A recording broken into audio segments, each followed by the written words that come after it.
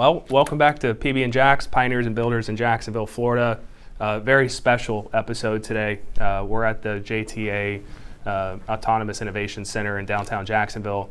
I'm with the CEO, Nat Ford. All right. Nat, hey man, thanks for being on the show. Well, thank you for coming and talking with me about this innovation, NAVI. Yeah, NAVI, HOLON, Yes. and everything else you guys are doing. I'm excited to not only understand more about it, but also let other people kind of digest what's going on in their city. Well, we appreciate that because this innovation is just so remarkable. Yep. And this hats off to the JTA team that pulled it all together with our partners at Beep and HOLON, and looking forward to sharing a lot of the information behind the scenes with you. Yeah, that's great. I would be remiss if I didn't start by talking about Think Bold. Yes. We met at Think Bold. Yes. Great conference here in town. We're 3 years in. We're about to go into year 4. And you were a speaker Yes. at the conference. You were in a fireside chat keynote situation. Yes. Why was it important for you to be there to talk about what JTA is doing at that particular conference? Well, you know, it was very interesting because that was just, I think, a week or two after I actually testified at Congress related to public transportation.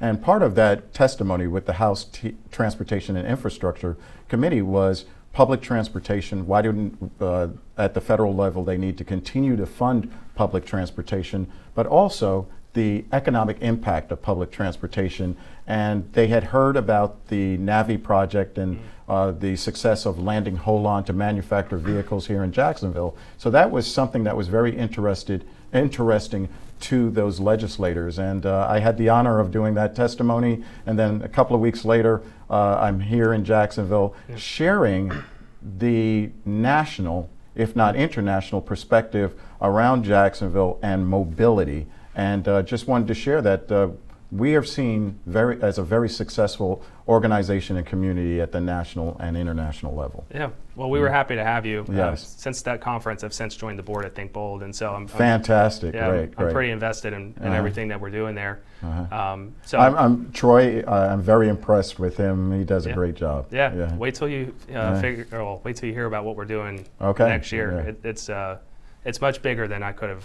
ever anticipated. And we'll be a part of that. I can't wait. Yes. So you did that. The reason I asked about Think Bold, and it'll help transition into the different projects that we're doing, is Think Bold is specifically for Jacksonville. That's right. It's about the growth of Jacksonville and highlighting exactly what we are doing well. And as we try to mimic South by Southwest and their approach from tech to culture to music to movies, and we try to bring that here to Jacksonville, the timing, as you mentioned, we're bringing out this autonomous vehicle program. That's right. And mainly that's what I wanted to talk about today. So now that we have a local conference that can highlight projects such as NAVI, such as HOLON, and everything that's going on with the Jacksonville Transportation Authority, now we get an opportunity to segue to the projects as they're in flight and as they're actually now going green. Right. Talk a little bit about what the last few months have been like, because when we met, I think things were getting started. We still had the Emerald Trail bill. Yes. That's since been taken away. So just kind of walk me through what the last couple of months have been like. So last couple of months have been exciting for the JTA. I mean, launching NAVI back on June 30th, and now it's approaching 90 days of operation. We're very proud of from where we started to where we are today. Also, the challenge obviously with the Emerald Trail is something that was a bit disheartening, but we continue to move forward as an organization to develop the Emerald Trail for Jacksonville in partnership with the city as well as Groundwork Jacksonville. So while it's a major, it's a hiccup, it's not something that gets in the way of us moving that project forward. So we'll continue to work with the federal partners to seek additional funding. We have the local funding for the local option gas tax to keep the project moving, but at a little bit slower pace, but we're going to deliver it. As it relates to NAVI, getting back to that, just remarkable accomplishment. The first revenue-generating public transportation autonomous vehicle shuttle in the nation. Yeah. We made history, and as I mentioned earlier, as we were getting prepared for this interview, we're getting worldwide attention behind it, and we have had to spend a great deal of time actually helping to share our story around the rest of the country and internationally, so that other communities can learn from our development lessons. And it's just a good feeling, and for the right reason. It's for the people of Jacksonville, giving them greater mobility. How did Jacksonville become the first city? Like, how did when you think about all the big cities that are typically the first ones to the table, how did Jacksonville? We've got a unique environment here, and that is something that has always been, I think, attractive to me as a transportation CEO, having worked around the country. We have the opportunity here in Jacksonville, as the city is developing and growing, to develop the right way and learn from other communities and implement the best practices here as our community continues to grow. As you know, we're one of the fastest growing, one of the hottest job markets. It goes, the top facts around developing community, we're at the top of the list, right?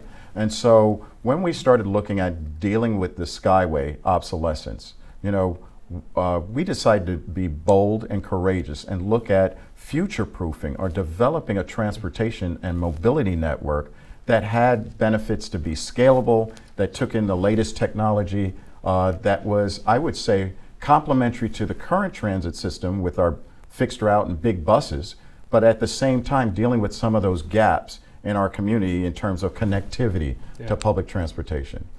870 square miles is a lot of ground to cover. We're not as dense as some of those metropolitan cities, but I think the fact that we're not as dense and we're a developing community getting to that next tier gives us a great platform and opportunity to develop the best and brightest solutions for our community. Yeah, you talking about the square mileage. That's probably one of the things I'm most interested in. Yes, is it isn't that dense, and as we know, Jacksonville by land area is the largest city in the country. Yes. So, what challenges does it bring to the table that you have to try to help from a public transit perspective? Exactly. Such a wide piece of land. So, for example, we have the largest bus rapid transit network in the Southeast. The First Coast Flyer is 58 miles of bus rapid transit.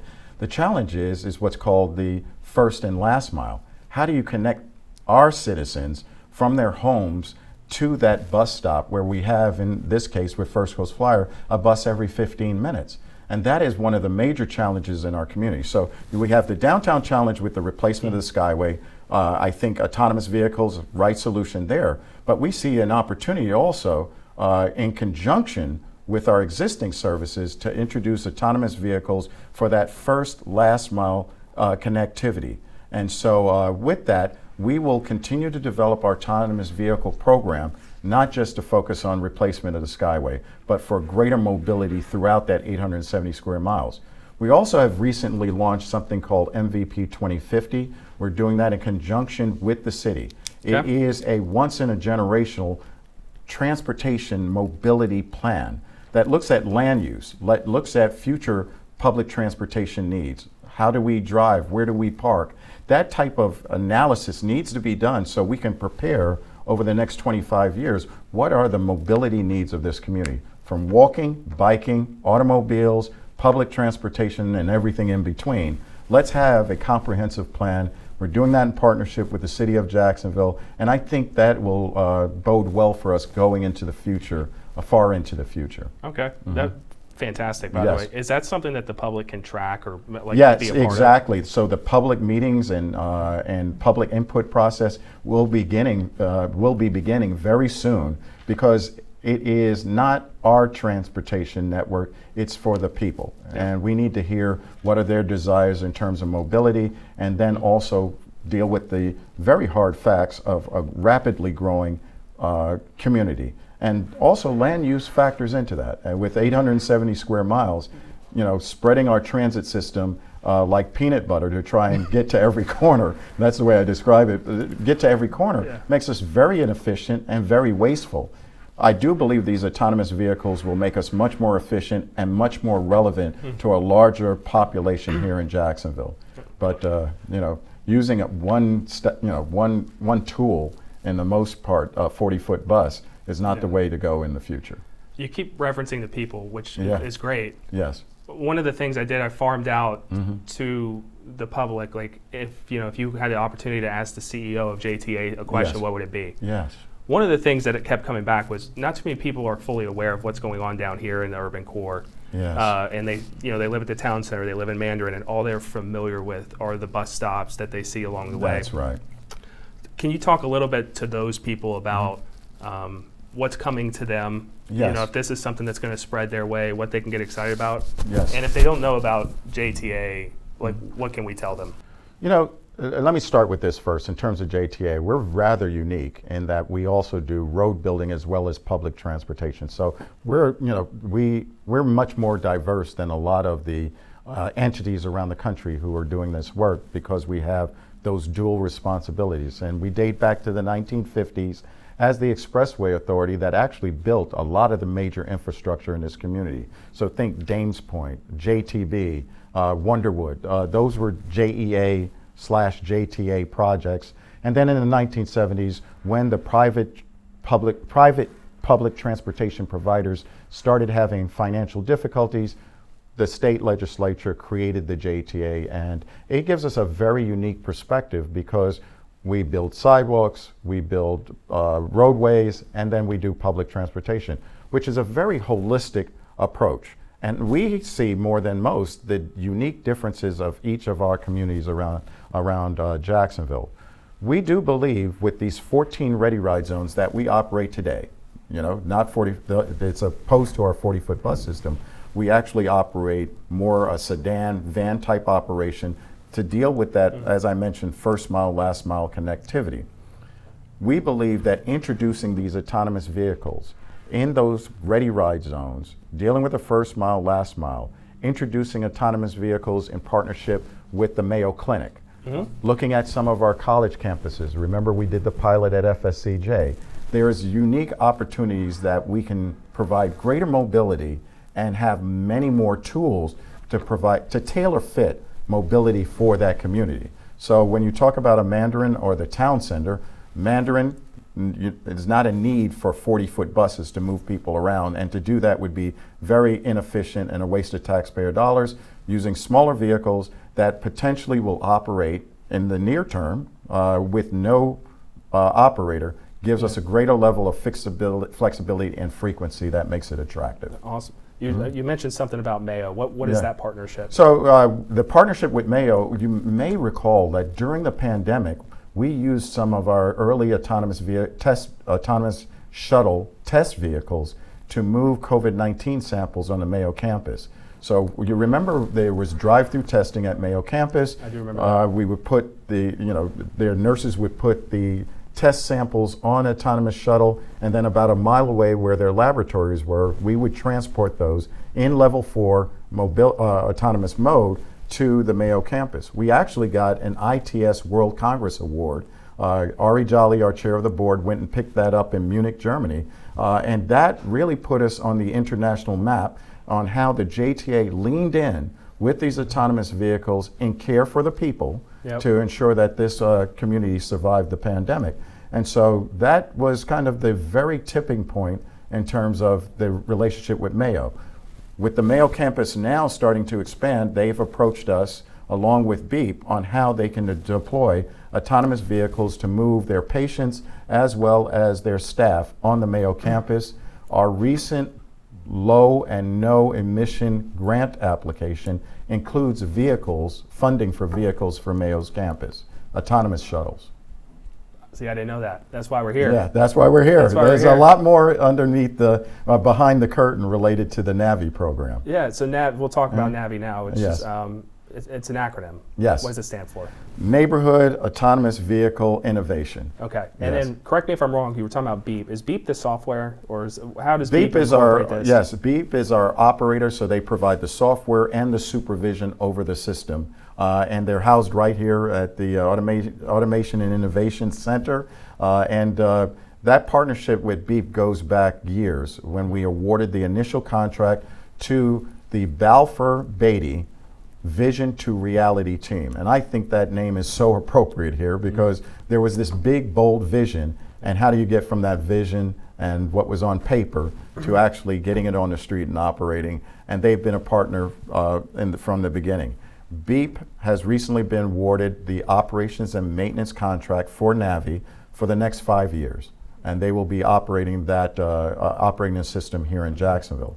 In addition to that, we did a statewide procurement for autonomous vehicles. So the Florida Public Transportation Association tasked the JTA to do a statewide procurement. We have 3 different awardees on that contract, and BEEP and HOLON are one of those awardees. So our peers around the state will be able to use that contract to actually introduce autonomous vehicles in their community, and hopefully HOLON vehicles, which will be built right here in Jacksonville. And we're going to get to that here in a little bit. Yeah. So let's walk through NAVI as a system and how it works. So from my understanding, these are Sprinter vans. They're Ford E-Transit vans. E-Transit, okay. E-Transit vans. Okay, and how many do we have? We have 14 vehicles under this contract. We have 10 on site that have been operating. We have 4 that are actually in their final stages of testing before we would put them on the street here. We have had interest from other transit systems around the country to borrow, so to speak, those 4 vehicles so they can stand up their own pilots and tests and things of that nature. And so we're working with the FTA related to those remaining 4 vehicles. But the 10 are here on property and providing service daily. Okay. And then we procured the vans. Yes. And then we outfitted them with the technology. Yes, and that was not easy. Those who were following this program from the very beginning, they may recall the 8 different shuttles that we were testing that were cutting edge at that time. No steering wheels, no brake pedals, things of that nature. Challenge was at the time that we needed to execute our commitment with the federal government, who was funding part of this project. We had to have a Buy America compliant vehicle.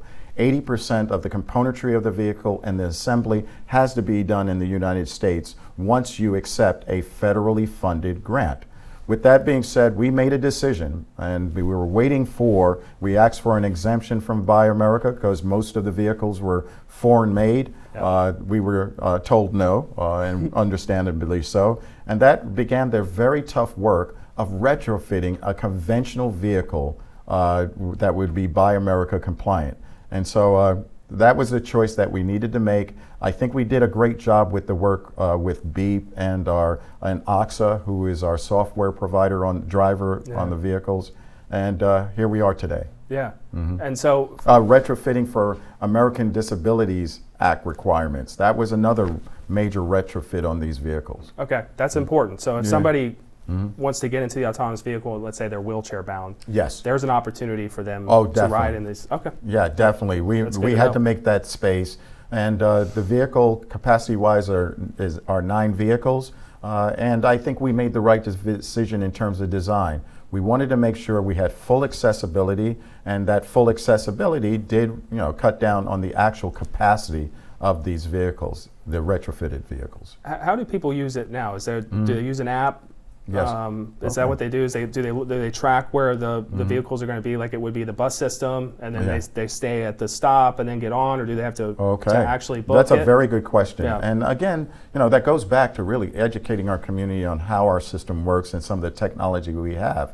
We have what's called My JTA app. So there is real-time information on our entire fleet of buses as well as NAVI. So you have the My JTA app that you can use on your phone or any type of personal digital device and be able to see where our vehicles are located and pinpoint which stop and when that vehicle's arriving, and you can see it on your device, similar to some of the other traffic monitoring type devices and those types of apps. So we have that in place. We also have at the NAVI bus stops, along with our First Coast Flyer bus stops at the NAVI stops, we have real-time information boards, so you can look right there on the board at the stop and it will tell you when the next vehicle is arriving. One unique thing that we did discover through our focus groups and analysis of downtown mobility solutions. When we did our focus groups, our citizens or our customers said what's important to them is frequency. Okay, it's great having a schedule, but when I'm downtown and I might want to go to lunch or just go to another meeting or something like that, frequency is the most important factor to me. That's why NAVI is pegged right now at a 7-minute frequency. So the idea is you walk out to a stop, even if you just missed a vehicle that or a NAVI shuttle, the next one will be there in 7 minutes. So the idea is giving you greater frequency at a lower cost. And that's how we provide that service in the urban core. Yep. And then as we look at other communities, we may have to pivot and do something different. Yeah, let's talk about it a little bit, the urban core. So they run every 7 minutes, but talk about the routes and when you were strategically thinking about where you wanted them to go and where the drop points were, what were you thinking? Well, in this particular case, when we went after the initial build grant, we were looking at the U2C program in its entirety. And when we received the grant amount of $12.5 million from the federal government, matched by $13 million from the FDOT, as well as the JTA's contribution, we felt that the phase one, which is the Bay Street portion of this, from a budget standpoint, we had the right amount of funding and the capability to deliver it. The actual phase two, which is the Skyway replacement, and then the extensions on the entire U2C program, going north up to UF Health, going south into the Brooklyn Riverside area, and further south into San Marco. We felt that those phases should be phase three. And so this was the perfect phasing for the overall U2C program from a budget standpoint and from a delivery standpoint. And we recognized at that very early time frame what was happening with the development of the river park, the river side development along that corridor. And there's been back and forth, is Mosh coming, is it not coming, the Four Seasons, things of that nature. That made it very challenging also in terms of where do we put the stops in a highly developing corridor. How do you feel since the launch? How do you feel it's gone so far? I think it's gone very, very well. Now the thing is, this is an evolving system. So day one, it's like, okay, wait, that's a little hard braking, or maybe that was a hard turn or a hard stop, things of that nature. But we knew over time, and we were just hoping that the public would give us that grace, that we were this is an evolving system, and as you have heard with a lot of these autonomous systems, they learn over time. Yeah. And the interaction of human beings and driving automobiles and pedestrians walking in that corridor may throw us some very challenging hurdles. Yeah. I'm very pleased on where we're at 90 days later. Similar to your iPhone or your Android, we've had to do successive kind of software updates. We slowed the vehicles down a bit because, again, you were talking about a corridor with a great deal of construction. So while we were even doing the testing or breadcrumbing of the route, one of the things we had to deal with every day was a little bit different.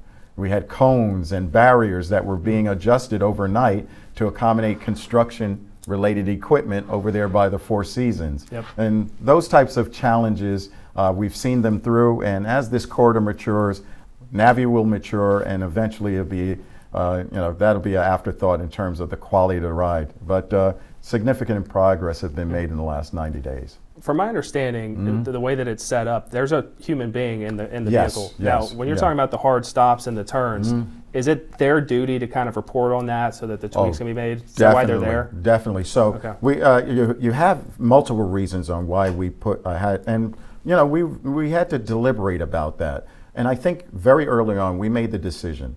One, based on kind of the consumer feedback and things that we were hearing, driverless vehicles are coming, but there's still this uncomfortability of no one being there and kind of being in control. So a vehicle shows up at the stop and it doesn't have a driver. There's just a natural reluctance to actually getting on that vehicle. We felt having a human being in that seat or on the vehicle was important. So in the very first few weeks, we had an attendant there to focus on the safety elements and the operational elements of the vehicle, and then also some cases an ambassador to answer questions, to say, yeah, that was a hard stop, but let me tell you what's happening with that hard stop. We have a LiDAR system, we have a radar system, we have a camera system.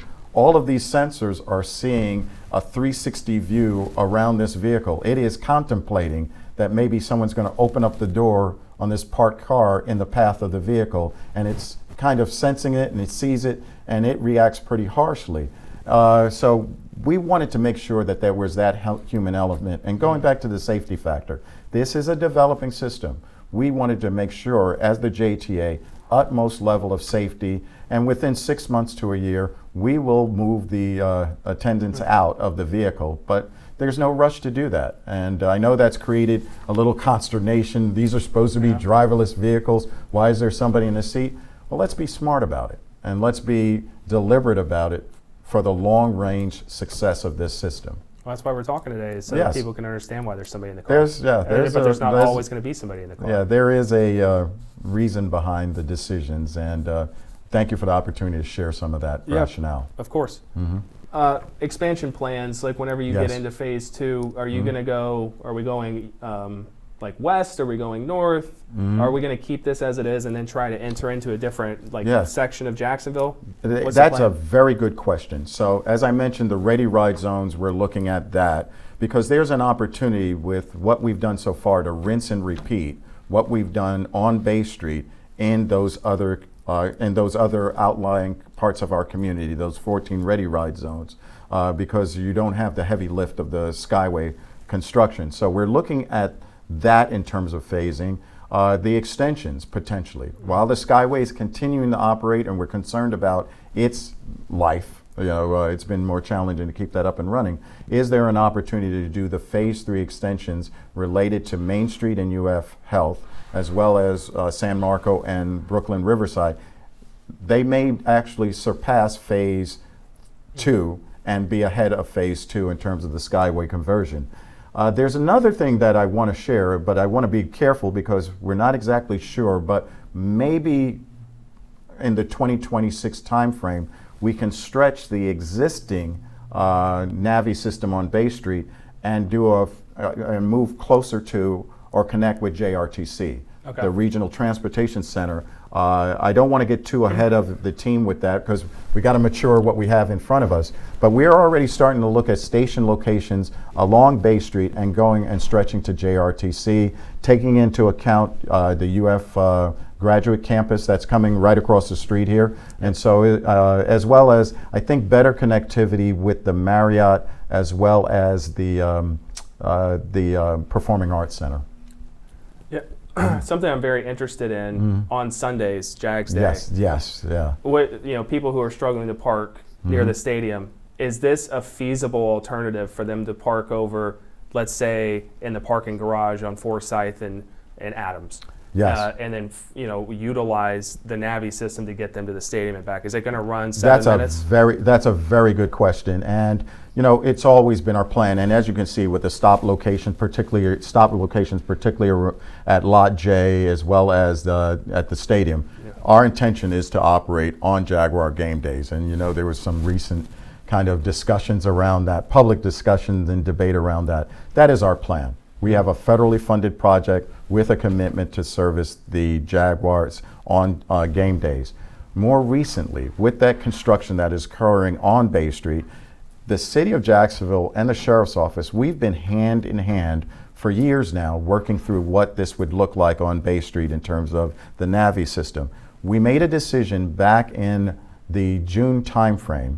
A decision was made not to run NAVI at least this season on game day because of all the construction, the loss of parking space because of Everbank Stadium reconstruction, Stadium of the Future, the work with Four Seasons. So the decision was made not to do it this year. Again, evolving system. We will service the Jaguars on game days. It will require a different traffic pattern on Bay Street and maybe even a different sized vehicle. So we're working on that right now. Last question about NAVI, and then I'm going to jump into HOLON. Maybe it's not so much NAVI specific. In the future phases, you keep talking about the Skyway replacement. Yes.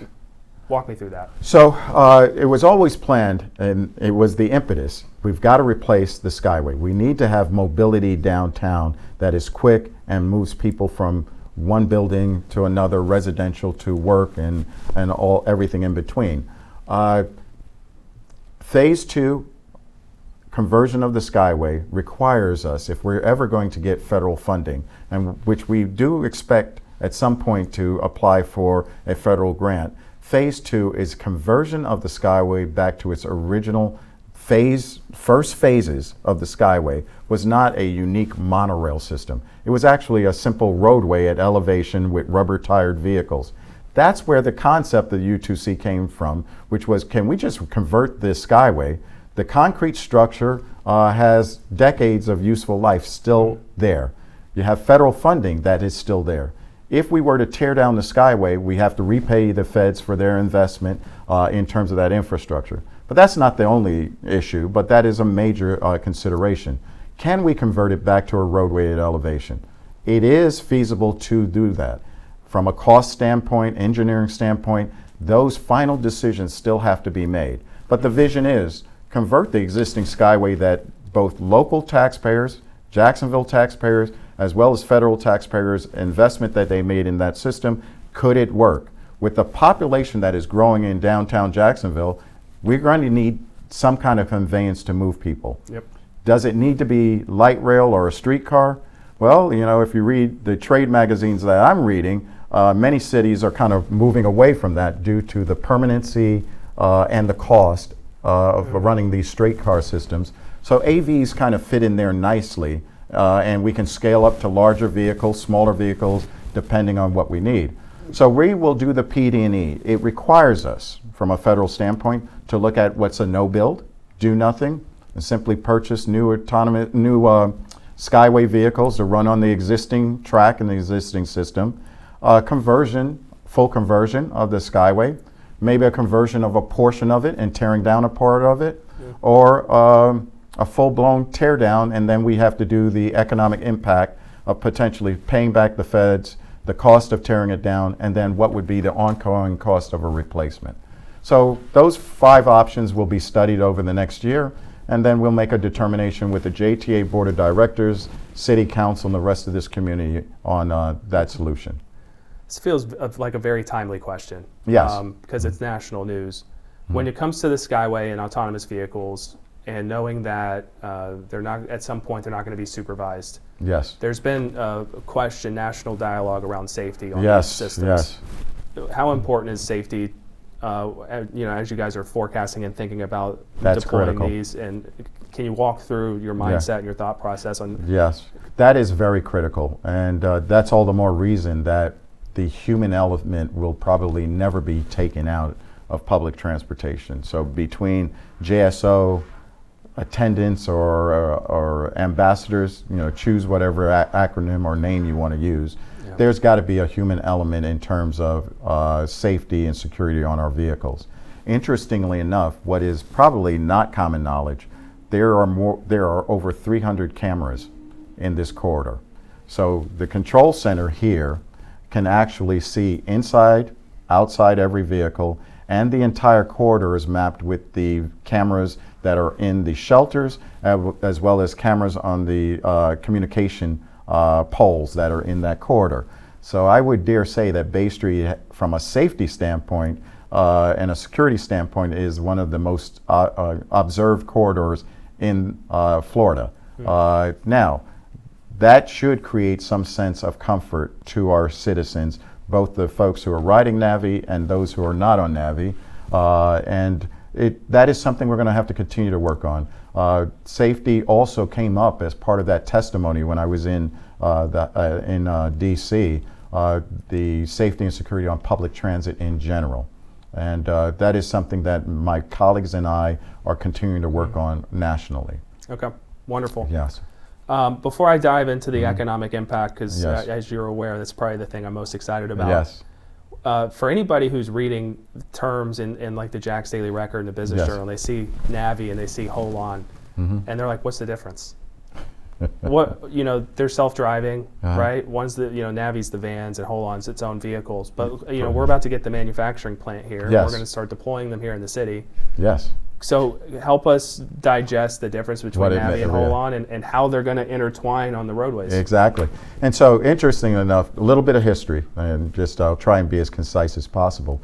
When we ran into that hurdle, which was a no Buy America compliant vehicle available for this project, we went down the path of retrofitting an existing Buy America, built in the U.S., made vehicle and retrofitted it. At the same time, though, we were getting a great deal of international attention around the project, just in general. And there are manufacturers, overseas manufacturers of autonomous vehicles. They saw this project as a lighthouse project in the United States. If you're able to co-locate or to have your vehicle, not co-locate, but have your vehicle on what at that time Bay Street Innovation Corridor project, you had a ready-made opportunity with the JTA's reputation nationally and the team we have here. You had an opportunity to really use it to catapult into selling your vehicle across the rest of the nation. We, at the same time, as part of that international attention, and as I mentioned, the Mayo campus success, we won the international award. We actually visited a number of manufacturers who are building autonomous vehicles in Europe, shared more information about this project, invited them to come to Jacksonville, hosted them here, talked about our test and learn facility that we had at Armsdale, testing 8 different platforms, testing Goodyear tires. They saw the opportunity to co-locate with a forward-thinking organization in a community. The business climate was ripe, the pipeline of workforce, well-trained workforce, the partnership we had with Mayo, the partnership we had with FSCJ, they saw the ecosystem. We then partnered with Jax USA and got Jax USA doing what they needed to do. Andre Wallace, who sits on the JTA board, was introduced to these different manufacturers, and they got to work. Now, HOLON is a purpose-built autonomous vehicle, automotive grade manufacturer that is now locating here in Jacksonville. September 4th of last year, they made the public announcement. They will be signing in the next few days, next few weeks, their formal agreement to begin the construction of their plant on the north side, and we're excited about it. HOLON vehicle, purpose-built vehicle from the ground up to be autonomous. No brake pedal, no accelerator pedal, no steering wheel, and no positioning for an actual driver, so to speak, or attendant. We're very excited about that outcome, and our plan is to replace the 14 Ford E-Transits that we currently have with the HOLON shuttle. It nearly has about double the capacity, and it's purposely designed to be an autonomous vehicle. The E-Transits, the Ford E-Transits, within the next 2 years, when they're replaced, we believe those will be perfect for introducing in other parts of Jacksonville as part of the Ready Ride replacement. So there is a plan, and we're just so excited about HOLON selecting Jacksonville. I would say that's another testimony to the importance of this project here for Jacksonville, obviously, but nationally too. Yeah. Oh, listen, we're pumped. As a matter of fact, Lynn from your team, before we started this, shared with me that the HOLON plant is going to be the first auto manufacturer in the state of Florida since the Model T was built. Exactly. And that is the kind of transformative environment we're in. So you think about going from horse and buggy to the Model T. I try to, when I'm speaking publicly about what's happening here, it's that type of revolution that's occurring. And more recently, we've been selected to chair the Autonomous Vehicle Committee for the American Public Transportation Association because of where we are in terms of this project and that HOLON win, because they have facilities. Their parent company is in Michigan and in South Carolina, manufacturing and being part of the manufacturer of a lot of high-end vehicles. They could have co-located right at those locations, but their decision to come to Jacksonville is a testament to this community far beyond our project. There was other factors that brought them to Jacksonville. So when it comes to HOLON, what is the difference between utilizing HOLON and cities like San Francisco that use Waymo and robo-taxi and stuff like that? What are the differences between those? Use case, definitely the use case. When we're talking about Waymo or robo-taxi, that is and the way I describe it, anywhere to anywhere, where door to door, and in most cases a single passenger.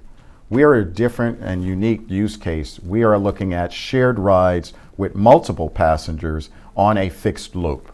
At some point, when you look at the Ready Ride zones, maybe there's a bit of fixed loop with some deviation door to door, but that's as the technology develops. Our sweet spot is mass transportation, and that is a fixed loop that people can depend on with fixed stops versus trying to go anywhere to anywhere which is a good use case, but it's complementary to mass transit. It doesn't replace mass transit. Easy math is a 15-passenger HOLON vehicle that's filled versus a one car. Like a rideshare service, like a rideshare, like a Uber or something like that. And so, we're able to take more vehicles off the road. There are some concerns about the Waymo robo-taxi type solution. We think it's complementary, but you also got to watch the number of vehicles that'll be added to our streets with that type of service. Yeah, makes sense. Economic impact for the city of Jacksonville. We're building a whole plant here. Through the roof. Yeah, let's talk about it. Through the roof. Very early on, we recognized the dollar impact and economic impact in terms of HOLON coming to Jacksonville. That is why we commissioned with Jax USA the economic impact study with UNF, because quite often you talk about a project like this, people just, well, why does it cost that much? And the cost. But you have to look at the flip side of it and look at it more holistically. Landing a tier 1 automotive manufacturer in the state of Florida after nearly 100 years, the economic impact is far outweighing what is the cost of this project. Not just phase 1, but let's add phase 2 and potentially phase 3. HOLON's economic impact, just building the plant, $100 million plant with a $200 million spin-off in economic impact. Then you add in, based on a UNF report, as they're selling vehicles here in North America and exporting them through our port back to Europe, now we're talking about another $87 to $100 million in economic impact, not just for 1 year, but successive years. Hundreds of jobs. And then there's ancillary companies that need to come, their sub-suppliers, to support their actual operation. Yeah. And the workers, the type of jobs that we're talking about with advanced manufacturing, they're high-paying jobs, retaining our children and our children's children here in Jacksonville with high-paying, jobs, well-rewarding jobs. And so the economic impact is far greater than we imagined on a dollar basis. Yeah. Okay. Phase 1, $65 million control center here. That was a large part of that cost. But then the $100 million plant and economic investment obviously nets you $35 million in benefit, and then the ongoing kind of annuity of economic impact. I also like to talk about the not so visible economic impact, let's say community impact. We have the partnership with FSCJ. We're doing a partnership with UNF, FAMU and FSU, UNF. The list goes on and on of the academic entities that we're working with in terms of developing that workforce of the future. How did I leave out FSCJ? FSCJ, they were with us in the very beginning, developing the automotive technicians that now can work on autonomous vehicles. Again, much higher type of opportunity for those students. And they are building curriculum around. They are building an actual curriculum that we've been working with them on autonomous vehicle maintenance and technology. And so I think that also attracted HOLON, obviously. Then you look at some of the innovations that we have here. Right above our heads is approximately 150 or so solar panels and the first microgrid in Jacksonville, which is actually taking the solar power, storing it in a microgrid and batteries, and this facility can operate under its own steam going into the future. So innovations like that have been developed as part of this program and development. And then finally, in the very beginning, the partnership with DCPS. And again, those are the benefits outside of the actual financial benefits that will actually, I think, make this project far more worthy than is easily or superficially kind of seen. Yeah. I think that's wonderful. Yes. We have all these cranes in the air. Yes. I mean, I've never been shy about this. We've always talked about Jacksonville. It's a city of potential. Now it's turning into a city of opportunity. There's so many projects going on. We're spending a lot of money and building things and attracting people to come downtown. What of everything that's taken place right now outside of the JTA walls, what are you most bullish about in Jacksonville? A couple of things. One, I would say the people. When I first arrived here, I just saw this community and the various different neighborhoods. We got great people here. They care about this community. People deeply care about Jacksonville and its future. And I think we have a responsibility to help those people achieve their dreams in terms of greater mobility, be it getting to that doctor, getting to their job, getting to their loved ones, getting to our fine universities in this community. So I'm bullish and I'm passionate about that. And I think anybody who's engaged with me, I drive hard and I drive this team hard to satisfy what this community needs. The greater we move them, the better this community will be. I say, secondly, the business and philanthropic community here, the nonprofit community. I've worked across this country. I started my career in New York, San Francisco, Atlanta, and now here. The business leadership that we have in this community is world class. And it shows by the amount of economic development, and every week there's an announcement of another company coming to Jacksonville, making it its headquarters, things of that nature. So the business community that is, I think, very focused on the well-being of this community. The nonprofits. I serve on a number of the nonprofit boards here. I get a chance to work with some great folks. Time I spent with Leadership Jacksonville, Baptist Hospital Board, Salzbacher. We've got great nonprofits that care about people and are working very hard to serve the needs of this community. And then our geography. You think about it. We've got 22 miles of beaches, literally 40 miles of intercoastal, just the quality of life here. Whatever you desire, if you're looking at downtown urban living, suburban living, or rural living, we have it all. And so, like any major city, we always have our challenges, but we've got great leadership. And that goes also to our mayor and our city council. From time to time, they may be at odds and things of that nature, but it's because they care about this community. And frankly, if all of us are walking around patting each other on the back and kumbayaing, are we really carrying out the needs of this community? And so I'm glad to be a part of that. And December marks 13 years here in Jacksonville. Wow. And I'm just, it's been great. Every day has been a great day here. Yeah, this might be the hardest question I'm going to ask you. Let's flip the coin over. What do we need to improve the most? I think with anything, our coordination and planning. So we do have, I don't want to say an avalanche, but we have a large population coming our way. And what are those smart decisions we need to make from an economic development standpoint, where people live, work, and play. We need to work through those particular issues, and then making sure that all members of our community have the opportunity to achieve their dreams. And there may be, there are still some pockets that we're well aware of as the JTA. We see the entire community.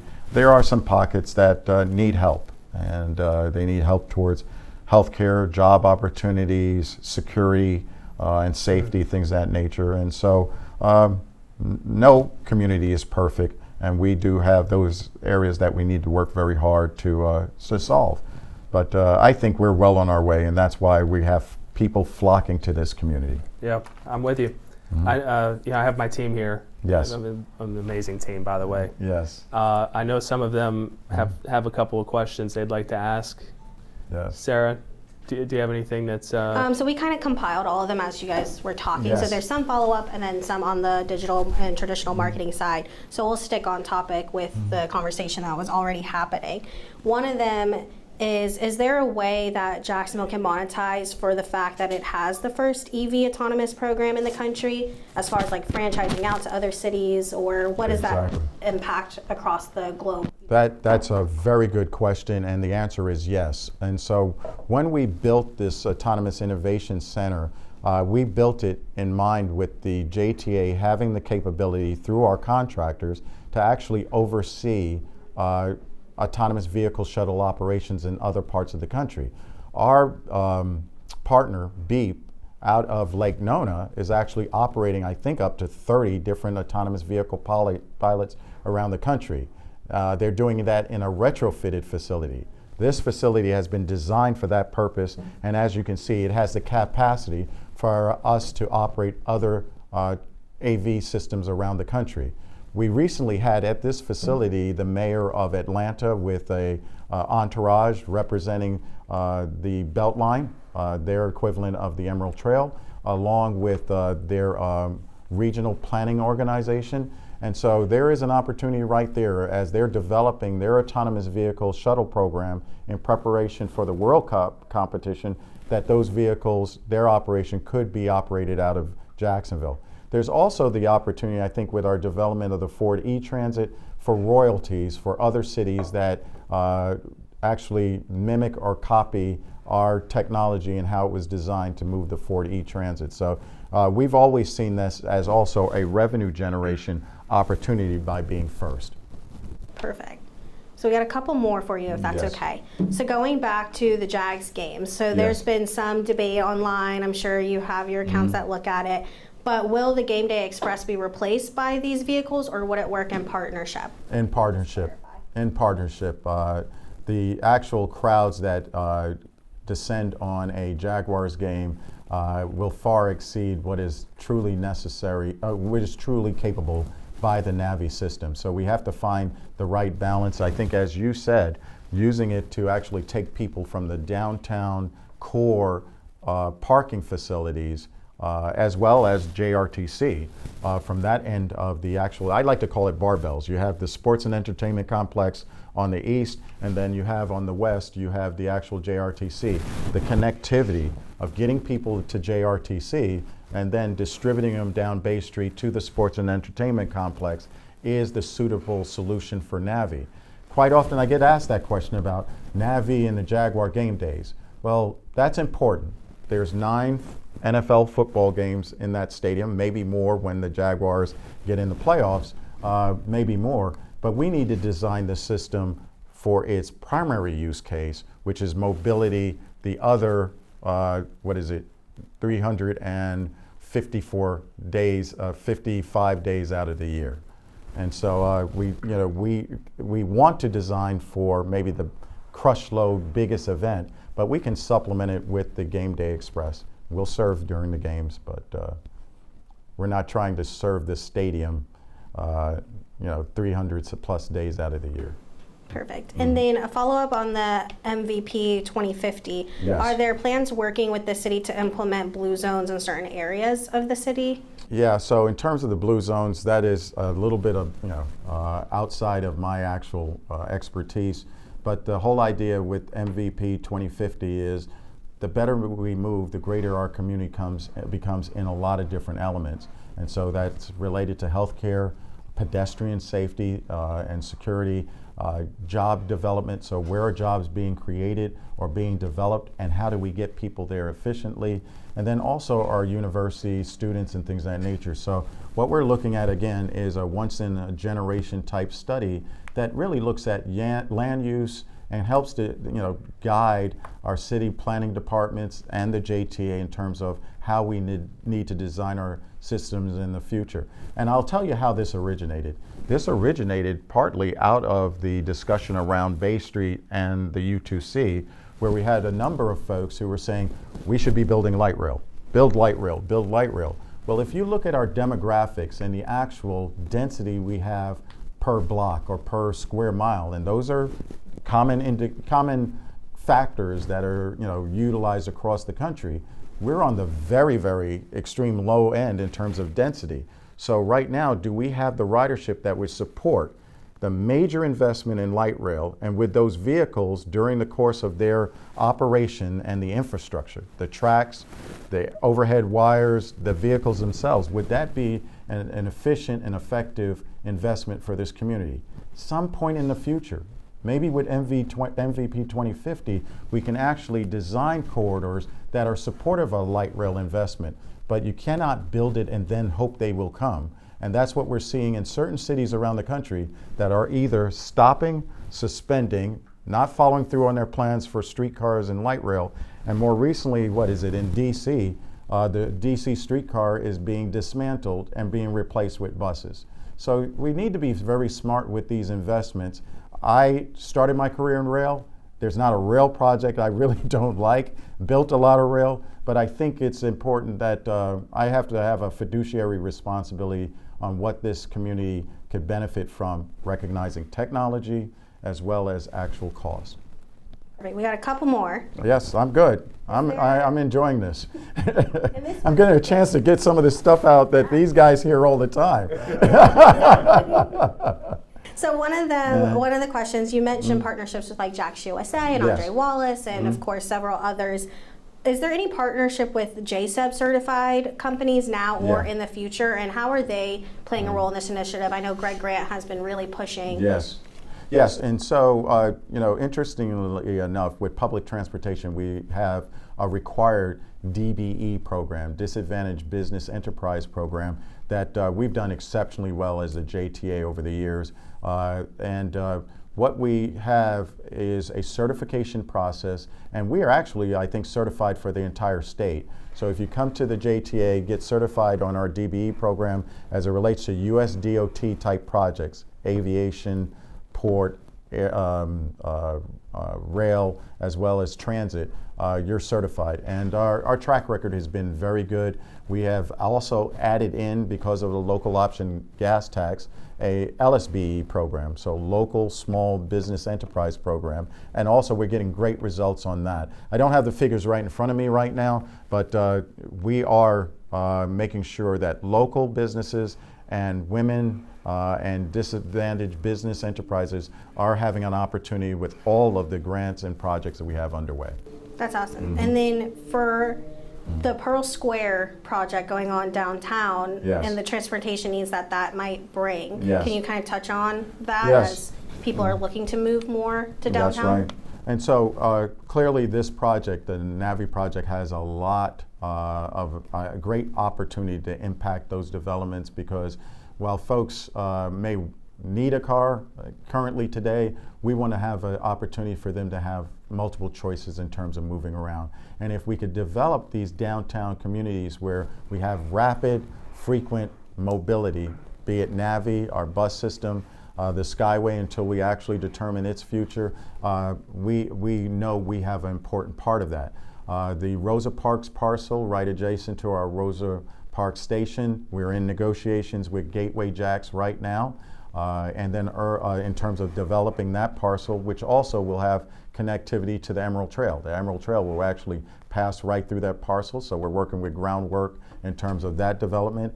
And we just cut the ribbon on Artea on the South Bank, right adjacent to the Kings Avenue Skyway station. So we recognize that there is important responsibility for the JTA as part of this downtown resurgence in terms of mobility. When we were talking about safety, you mentioned how in about like 6 to 8 months to a year time frame that there's going to be the people actually removed from the vehicle itself. But then when we touched on safety a couple minutes later, you said that there's always going to be a human aspect. So can we not re-ask the question, but just kind of expand on that to make sure it doesn't sound like you're saying two different things to the general public? I feel I'm fine with that.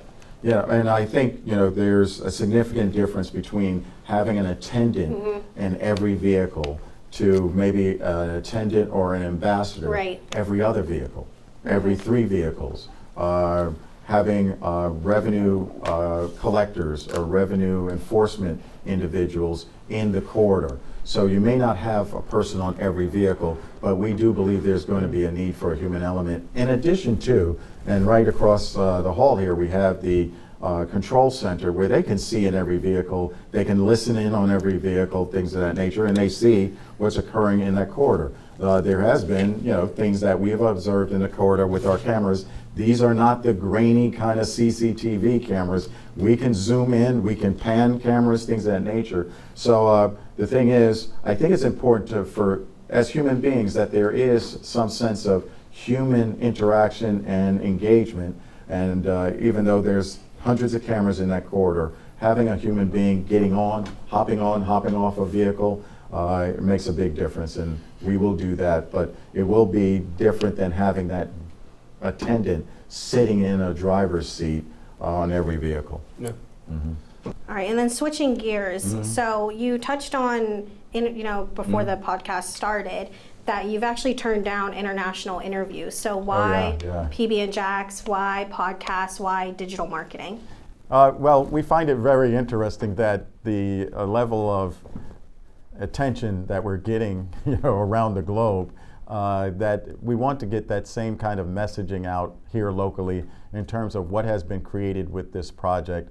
We see from social media and and some of the broader media that there seems to be sometimes some misinformation or some questioning of the decisions around this program. And the amount of time you just spent with me, I think, is valuable because we're able to go a little bit, go underneath the ground here a bit and give you a little bit more information as to why we're making the decisions we're making, and more importantly, not just what's in front of you in terms of the cost and the impact, but being able to look decades out. What will this HOLON plant, what will this autonomous vehicle shuttle program look like, not just for downtown, but all of Duval, all of Northeast Florida? There's conversations that are happening right now about autonomous vehicles, not just in Jacksonville, but also potential in the Amelia Island area. What about St. Augustine? So, thinking about all of these communities that are trying to find ways to move people, tourists better, and we hope to be part of that. And then last one, and I think unless anyone else has more that's not on this list, can you touch on how podcasts and digital marketing are pairing with traditional marketing efforts such as the press and ribbon cuttings and in person? So how do those both play a role in the success of the overall campaign? It's very important because we have multiple generations in our community and we all take our data and information in different ways, right? And so we have generations that from a social media, digital standpoint, that's how they get their news, that's how they get informed. And then we also have the traditional generations that, they're reading a newspaper, they're looking at the evening news or the morning news here locally. We think that all of them are valuable, and as the JTA, we have a responsibility to reach out and connect with each of those different news channels and different communication channels. So I applaud you with what you're doing because this is probably the most in-depth interview I've had around the NAVI system and what we're doing here in Jacksonville. And so I applaud you for the work that you're doing, and thank you for helping us get the right information out. And please come back. Yeah, who would you recommend from anyone that you interact with on a day-to-day to be next on PB and Jax and Randall's podcast? I'm very impressed with a number of my colleagues around Jacksonville. I know Eric Mann is getting ready to retire from YMCA, right? I think he and I arrived around the same time. So there's a group of us that kind of arrived here in Jacksonville, I'd say 10 to 13, 14 years ago. And we all came here with our eyes wide open about how great Jacksonville is and will be and the potential. And we came from other cities. And I think talking to Andre Wallace, talking to an Eric Mann, as folks who have been here for now about a decade, what we saw when we arrived and what we see going into the future. This is a fantastic city, great potential, and we wanted to stay and be part of that, taking it to the next level on behalf of these citizens. Awesome. Nat, close us out with this. What can people look out for? What's on the upcoming horizon for JTA? Yes. What can people get excited about? Exactly. So I think, one of the things from my seat, from the corner office, is there's been so much of focus on NAVI. I want to make sure that our core operation is operating as reliable and as customer focused as it can. So now that we've, NAVI's up and running, it's been running for 3 months. In this conference room, there will still be the daily meetings and check-ins and things of that nature. But we do not want to lose attention on our core operations. So we will be pivoting and focusing on, customer service on the core transit operation. Going into the future, we've been very, very fortunate to have partnerships, and we operate Clay County, we're operating Nassau County.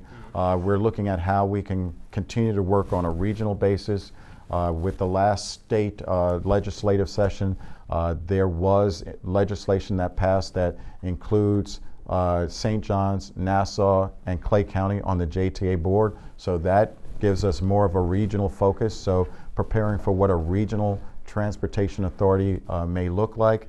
The second St. John's River Ferry. So now we're in the midst of designing. We just got a grant for that. Yeah, we got a grant and signed, sealed, and delivered. We got the grant for the second St. John's River Ferry. So we're designing that hybrid. Through Jax, that's a partnership with Jaxport, correct? No. No. I thought that had something to do with that. Yeah, at some point Jaxport had the St. John's River Ferry and kind of bounced around a bit. It was with the port, it was with the state, it was with the city at one point, and then Nat Ford showed up and they were like, give it to him, he's the new guy, he doesn't know. But it's one of our crown jewels now in terms of the St. John's River Ferry. So we're excited about that. And then focus on the Emerald Trail. That is something that has a great deal of popularity. It's unfortunate we lost the NAE grant. There'll be other grant opportunities. In the meantime, let's not lose any momentum. And so those are some of the things that I'm focused on right now. And constantly federal grants. We need that federal funding. Bring it to Jacksonville so we can improve quality of life here. Yeah, at least they didn't dump the Orlec on you, where you had to take that around. No. But again, the better we move, the greater we'll become, and that's our focus. And I am blessed with, and our community is, with an exceptional leadership team. Some of the best and brightest minds in the transportation space. They're here in Jacksonville. They're motivated, and they wake up every day making sure they can focus on the people. Yeah. Well, I hope we can do this again. Oh, yeah, definitely. And I hope maybe next time we can do something live where we focus on the Emerald Trail, because I know that's very popular and people are interested in that. A couple months ago during the Think Bold Honors, you were honored with a Community Impact Award. And I just want to say here and tell you to your face that was well-deserved. Thank you. And I want to thank you for giving us the opportunity to come here and learn more about what you're doing for the city. And on behalf of my team and on behalf of the city of Jacksonville, I just want to thank you for making us a better place. Thank you, and I appreciate the opportunity and the honor. Thank you, sir. All right, thank you.